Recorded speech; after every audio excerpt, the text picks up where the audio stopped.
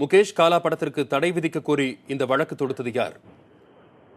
இந்த வழக்கு பார்த்தீங்கன்னா சென்னை பூரூரை சேர்ந்த ரமேஷ்குமார் நாடார் என்பவர் இந்த வழக்கை தொடர்ந்திருக்கிறார். அதாவது காலா திரைப்படத்தில் திரவியம் நாடாரின் கதையை தான் எடுத்துள்ளதாக அவரது மகனே ஒரு வக்கீல் நோட்டீஸ் அனுப்பியிருக்கிறார். இந்த திரவியம் நாடார் என்பவர் 1957ஆம் ஆண்டு தூத்துக்குடியிலிருந்து மும்பை சென்றதாகவும் பல்வேறு வியாபாரங்கள் மூலம் முன்னுக்கு வந்தவரை ஒரு ரவுடி போல சித்தரித்திருப்பதாக அவரது மகனான ஜவஹர் நாடார் என்பவர் ஒரு வக்கீல் நோட்டீஸ் அனுப்பியிருக்கிறார். அதன் அடிப்படையில் நாடார் சமூகத்தை சேர்ந்தவரை தவறாக சித்தரித்திருப்பதாகவும் நாடார் சமூகம் தொடர்பானவர்களை தவறாக சித்தரித்திருப்பதாகவும் கூறி இந்த படத்திற்கு தடை விதிக்க வேண்டும் என நேற்று ரமேஷ்குமார் என்பவர் தமிழக அரசிற்கும் காவல்துறைக்கும் புகார் அளித்திருந்தார். அந்த புகார் மனுவில் படத்தை வெளியிடுவதற்கு தடை விதிக்க வேண்டும், 7ஆம் தேதி படத்தை வெளியிட தடை விதிக்க வேண்டும் என்று கோரியிருந்தார். அந்த மனு மீது உடனடியாக தமிழக அரசு நடவடிக்கை எடுக்கவில்லை. எனவே படத்திற்கு தடை விதிக்க வேண்டும் என்று உயர்நீதிமன்றத்தில் வழக்கு தொடர்ந்திருந்தார். அந்த வழக்கு இன்று அவசர வழக்காக நீதிபதி டி ராஜா முன்னிலையில் மதியம் 3 மணி அளவில் விசாரணைக்கு வந்தது.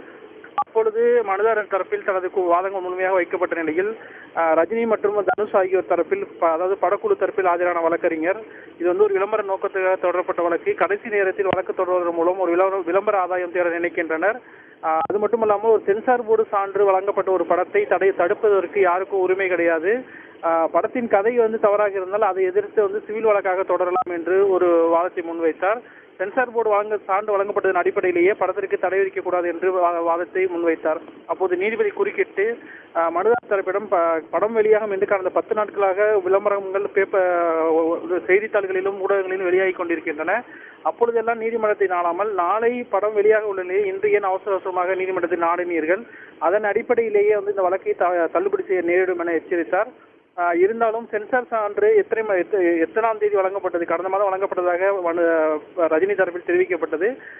எந்த தேதி அன்று இந்த சென்சார் சான்று வழங்கப்பட்டது என்பது தொடர்பான விவரங்களை மத்திய அரசு 4 மணிக்கு தெரிவிக்க வேண்டும் என்று உத்தரவிட்டிருக்கிறார்.